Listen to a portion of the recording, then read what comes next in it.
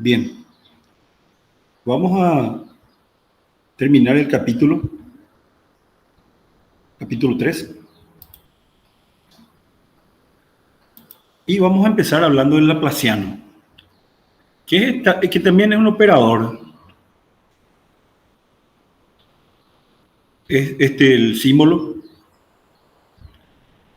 el delta invertido al cuadrado. Por supuesto implica una segunda derivada.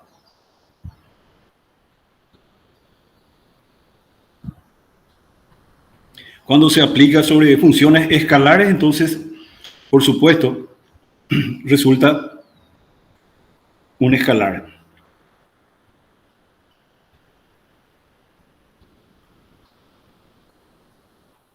También puede interactuar sobre sobre funciones vectoriales. Tenemos el laplaciano de f, el campo vectorial f. Y sería aplicar nabla dos veces a la función.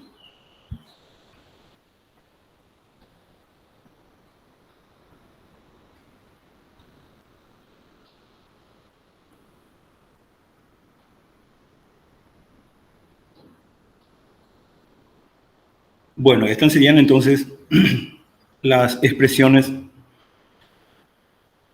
para las distintas componentes, la componente en I, en J y en K.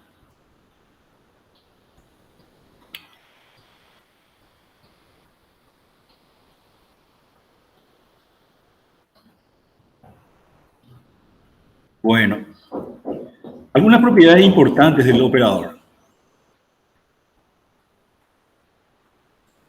Aquí esto se ve como un producto mixto, ¿cierto? Un producto escalar y vectorial. Y evidentemente se tratarían del mismo pseudo vector, ¿verdad? Entonces, este producto da 0.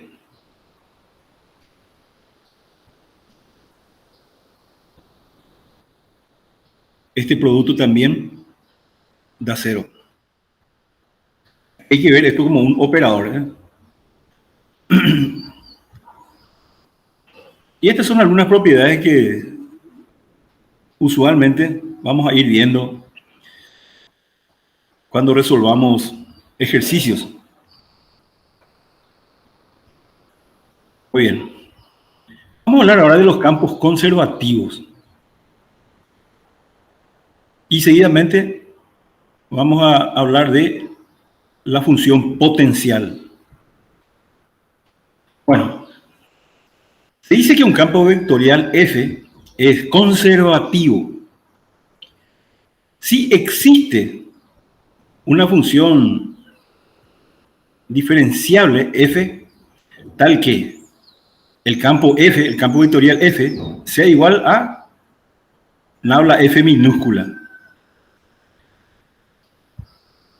Y la función f minúscula justamente se llama función potencial para el campo vectorial f.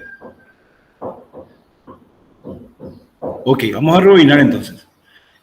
Este campo vectorial f mayúscula se dice es conservativo si es que existe una función diferenciable f minúscula tal que el campo f mayúscula, el campo vectorial f mayúscula, sea igual a nabla f minúscula. F minúscula entonces se llama función potencial para el campo vectorial f mayúscula.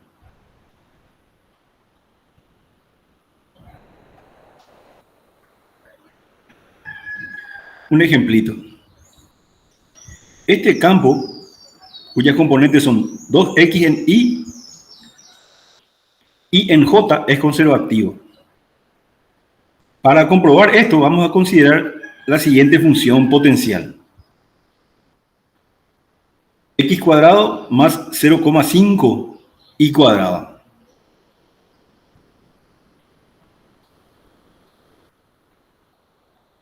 Si aplicamos nabla a f minúscula, entonces, ¿qué tenemos? La derivada parcial respecto de x me da 2x en y, componente en y. La derivada parcial de f, la derivada de f respecto de y, me estaría dando 0,5 por 2 por y. Y esto resultaría y. Y entonces en j.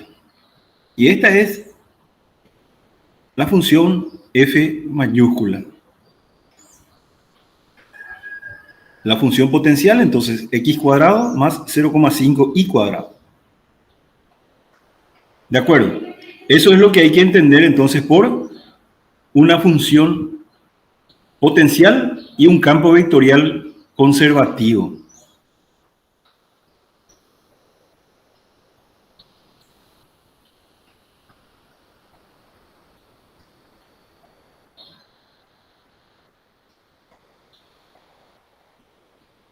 Muy bien. Esta entonces es la definición de campos conservativos con su función potencial.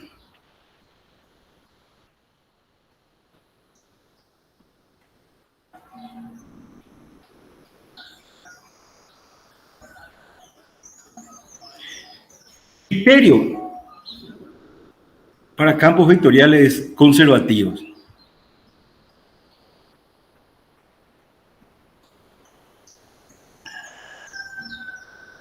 Vamos a suponer que M mayúscula, N mayúscula y P mayúscula son funciones que tienen primeras derivadas parciales continuas en una esfera abierta. La esfera Q en R3, en el espacio. El campo vectorial F mayúscula de componentes M mayúscula, la misma M anterior, en I, más N mayúscula, la misma N anterior, en J, más P, la misma P que teníamos antes, en K. Esta función es conservativo si y solo si el rotacional del campo F es igual a 0.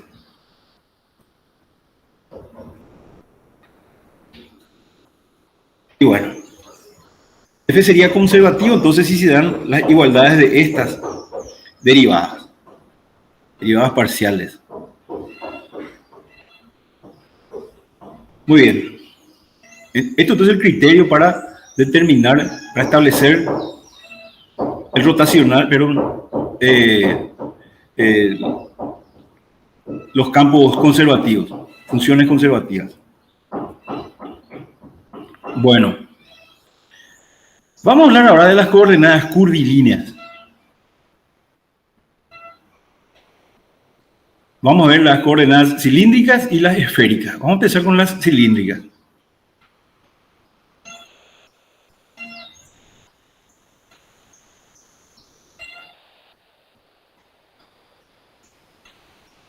Bueno, en un sistema de coordenadas cilíndricas, un punto P de R3 se representa por medio de una terna ordenada R, θ y Z. Aquí estamos viendo gráficamente los ejes X, Y, Z, el punto P, que está determinado por R, θ el ángulo, R sería el radio vector de la proyección de P sobre el plano XY. ¿Está bien?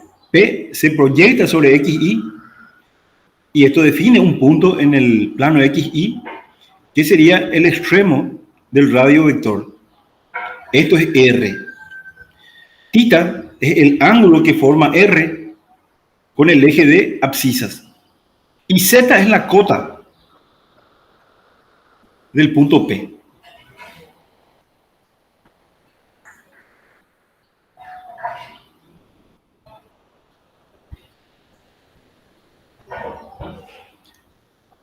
Evidentemente, R y θ serían la representación polar de la proyección de P en el plano XY.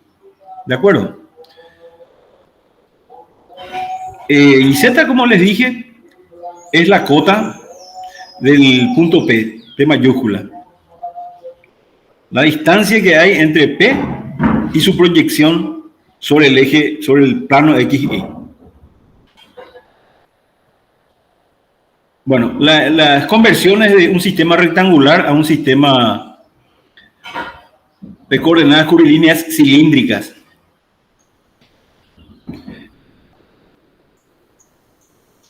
De cilíndricas a rectangulares. X, como puede verse, X vale R coseno tita. Y la proyección de P sobre el eje Y, me da Y, sería R, este radio vector que ya habíamos señalado, R minúscula, por seno del ángulo tita. Y Z va a ser igual a Z.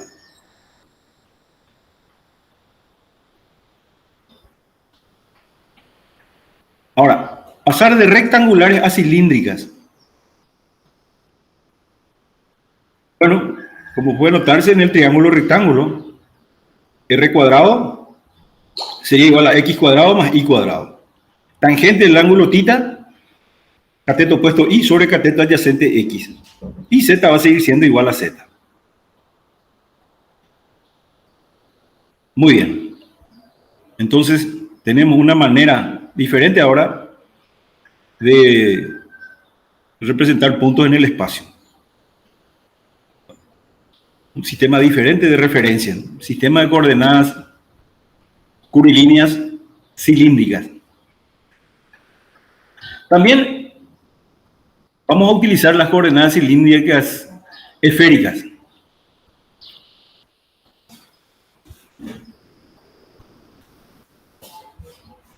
Muy bien. En este caso, el punto P de R3 se representa por otra terna, ρ, tita y phi.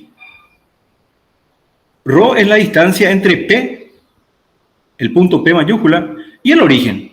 Por supuesto, ρ es no negativo. Tita es el ángulo que habíamos utilizado en coordenadas cilíndricas, el mismo. Y phi es el ángulo entre el eje Z y OP.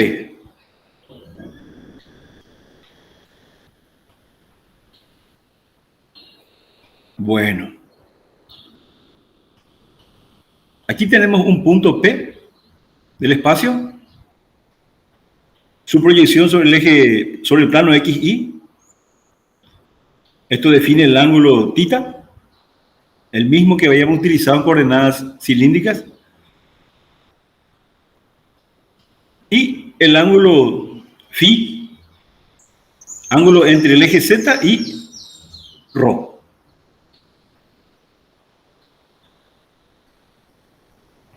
Muy bien. Las fórmulas para conversiones. De coordenadas esféricas a rectangulares, ρ seno phi me daría R minúscula. Por coseno tita me daría la componente sobre el eje de abscisas. Esto es X. Rho seno phi, dijimos, me da R minúscula. Por seno tita me daría la proyección sobre el eje de ordenadas. Y rho coseno phi me daría la proyección de P sobre el eje de cotas. Bueno, y para pasar de rectangular a esférica, entonces, ρ cuadrado sería igual a X cuadrado más Y cuadrado más Z cuadrado. Tangente de tita sigue siendo Y sobre X, similar al del sistema cilíndrico. Y phi sería el arco cuyo coseno es Z sobre ρ. Z sobre ρ. Arco cuyo coseno es Z sobre ρ. Ahí está bien dicho.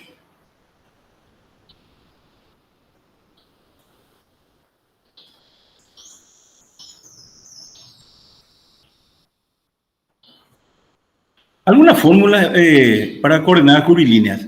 La fórmula para la divergencia está dada por la siguiente expresión.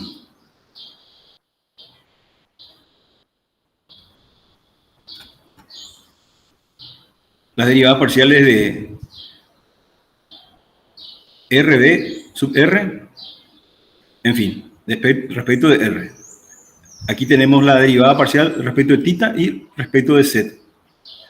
Esto para la divergencia en coordenadas cilíndricas.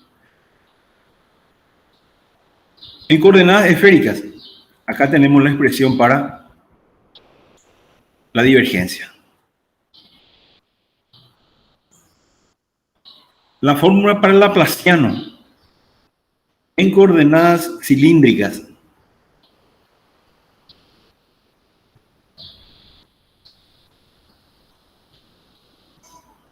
Nabla cuadrado. Y la expresión para coordenadas cilíndricas. Y para coordenadas esféricas, tenemos la siguiente expresión. Muy bien.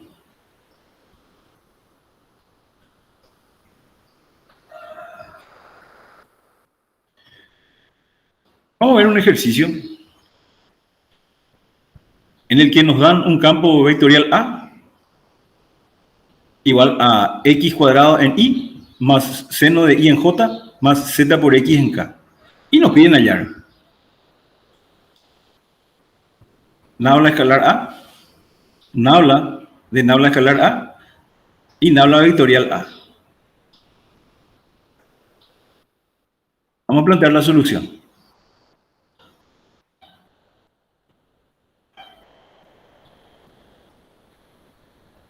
Esta sería la expresión nabla escalar A. De manera general, para nuestro ejercicio, aplicamos entonces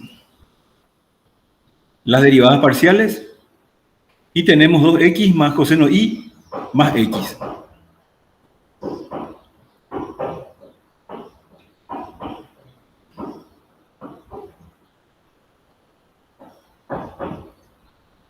Muy bien. Esto finalmente entonces nos da 3x más coseno y. Vamos a plantear entonces nabla de nabla escalar A. Y esta sería la expresión. Aquí tenemos que resolver las derivadas parciales para tener las componentes en i, j y k. Muy bien. Hacemos las derivadas y tenemos 3 en i menos seno i en j y más 0 en k. Esta componente que tenemos aquí está libre de z. Entonces tenemos 0, la derivada parcial de la tercera componente. Y tenemos entonces nabla escalar A. Bueno, nabla vectorial A. Y acá tenemos que utilizar la regla mnemotécnica, la fórmula, para determinar la expresión. Muy bien, la componente en I, entonces la derivada parcial de AZ menos la derivada parcial de AI. La derivada parcial la componente en J. Fíjese que estoy haciendo la derivada parcial de A respecto de Z menos la derivada parcial de AZ respecto de X. Esto por el signo negativo que tenía esto, entonces lo estoy poniendo de esa manera. Y la componente en K, la derivada parcial de AI menos la derivada parcial de AX. La componente en K. Bueno, resolvemos las derivadas con las funciones que tenemos y ya podemos escribir la solución para nabla vectorial A.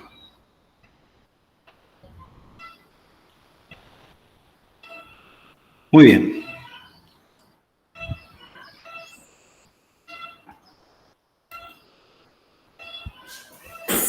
Vamos a empezar por lo menos con las integrales triples. Y vamos a recordar un poco de lo que estábamos viendo en cálculo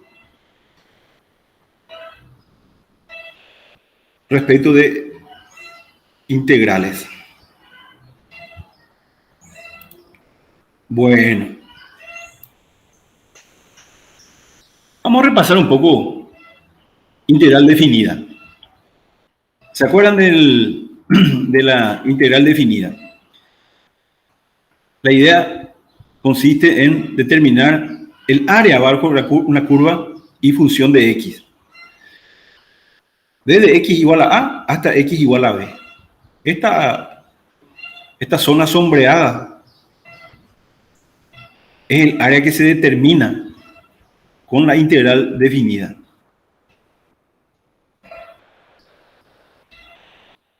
Bueno.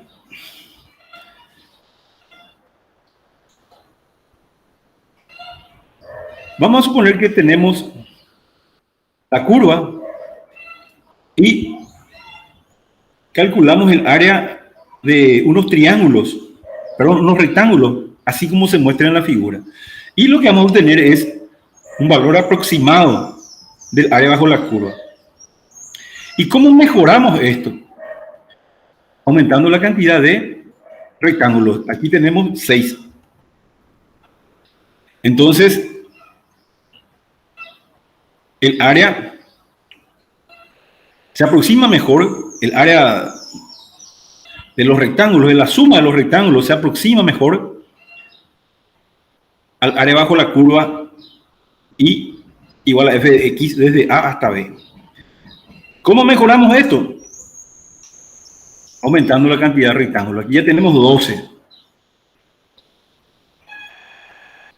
Cada vez la aproximación es mejor. N igual a 24. N igual a 48. N igual a 96. Aquí sí ya el área bajo la curva está muy próxima ya a la suma de áreas de los rectángulos, de los 96 rectángulos. Muy bien, y la idea es definir la integral definida como un límite de una suma de áreas. Sumaríamos desde x igual a hasta x igual a b. Aquí tenemos un diferencial área cuya altura está dado por el valor de la función f en x, f de x, y el ancho sería diferencial x. Este sería un rectángulo diferencial. Muy bien, y si esto llevamos al límite, la sumatoria de áreas nos darían el área bajo la curva. Bueno, y esto es lo que hacíamos en cálculo 1, semestre anterior.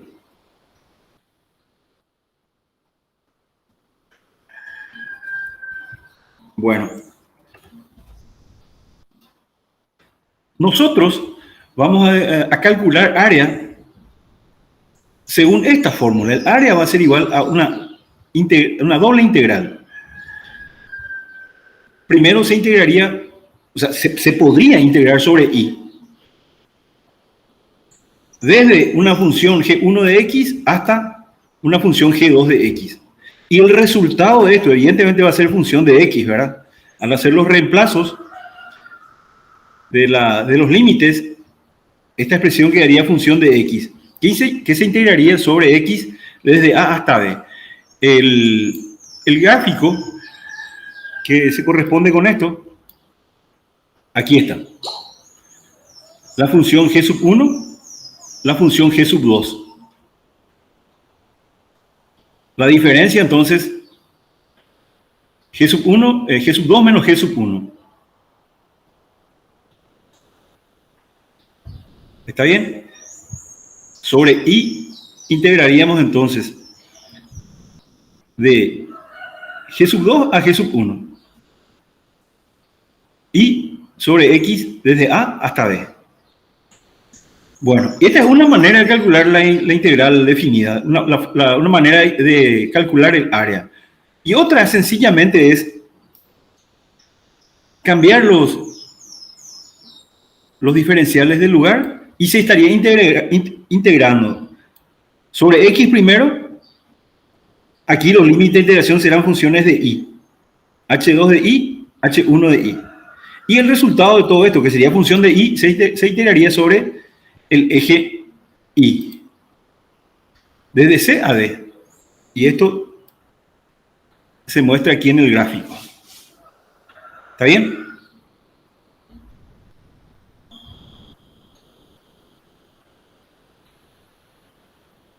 Bueno.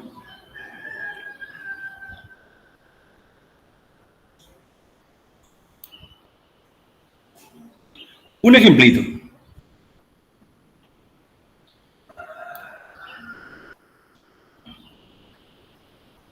Se pide determinar el área limitada o acotada por las gráficas de f de x, que es la función seno de x, y g de x, la función coseno de x, así como se muestra en la figura. Esto se pide calcularlo entre x igual a pi sobre 4 y x igual a 5 pi sobre 4. Esto se está indicando en el gráfico. Aquí tenemos pi sobre 4 hasta 5 pi sobre 4. Muy bien. Esta área es la que pretendemos calcular. Muy bien. Mis funciones g1 de x y g2 de x serían las funciones seno de x, coseno de x. Entonces, esta sería la fórmula para el área. Sobre y primero y los límites de integración coseno x y seno x. ¿De acuerdo? Resuelvo la integral, que es y, ¿verdad? Los límites de integración. Y me queda la integral sobre x solamente. Bueno, resuelvo esta integración, son funciones directas, integrales directas. Reemplazo los límites de integración y resulta el área requerido igual a 2 raíz de 2. Bueno, esta es una manera también de calcular área bajo curvas o entre curvas.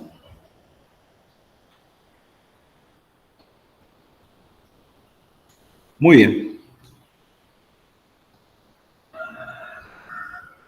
Bueno. Y esto es lo que quería adelantar un poco respecto a integrales múltiples. La semana que viene vamos a seguir viendo integrales múltiples. Y así según nuestro cronograma de clases. Muy bien, jóvenes. No sé si tienen alguna pregunta. Jorge, Nicolás, ¿alguna duda? Todo bien, profe. ¿Se entendió? Genial. Voy a dejar de grabar entonces.